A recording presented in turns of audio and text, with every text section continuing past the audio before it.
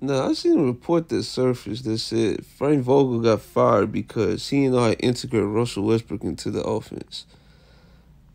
Now, that video could be for a different day because Russell Westbrook, he did not live up to expectations at all. His fans tried to defend him, saying he needed more touches, which is insane for a third option, sometimes a second option. Like, and then with AD, he was getting well. We dive into it later. This is about Frank Vogel. Now, Frank Vogel, he was all right as a head coach for the Lakers, but man, he it was just rough. Now, here's what in 2020 we was all talking about his rotations. His rotations were very bad. His rotations were very bad. His after timeouts was just bad. He did not run the modern offense. His X's and O's was all right. Now, no. Now what I have on here, these are my requirements for the next coach. That's why Quinn Snyder's really on top of my list because he got great X's and O's. He got good modern offense.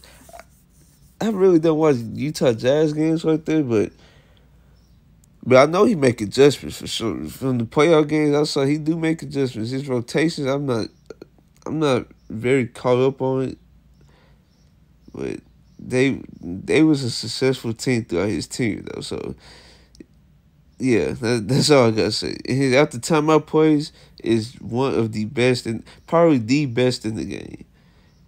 Like every shot that the Jazz generated late in games was very good shot quality.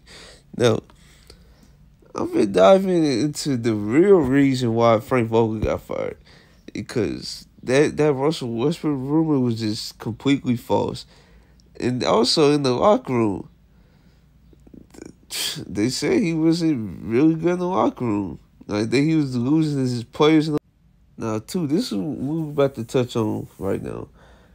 His after timeout plays was just not good at all. And this is my requirement. It needs to create a mismatch somehow.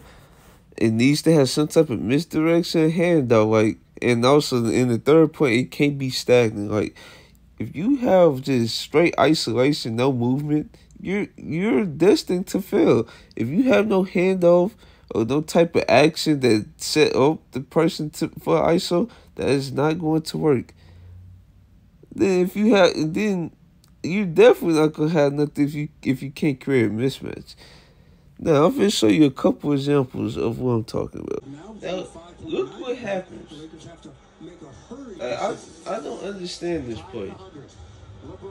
What is this? Why are we holding the ball right now? Like, what is that play called? We had timeout. We could easily do something up again. Like, I don't understand. What is the thought process? Another after timeout play. I don't know what we was doing here. We wasted the clock again. Okay, now this is understandable. What is this play? You have Russ out on the perimeter instead of the dunking spot. And look at every foyer. It's literally three people in one area right here. Then look at the shot. I just want y'all to take a look at this play real quick. This was Frank Vogel drew up out of the timeout. Okay, LeBron get the ball. We're wasting clock. Alright? And look at Marcus Morris, he come and help. And now you bring a pick. That's three people to the ball. No advantage. And that was a shot. Now this was last season metrics at like successful like shot quality at the timeouts. I wish I could find this year, but he was definitely better than this. I think he was like middle of the pack because I saw the top 10, I saw the bottom 10, he wasn't there. So I think he was just right in the middle of the pack.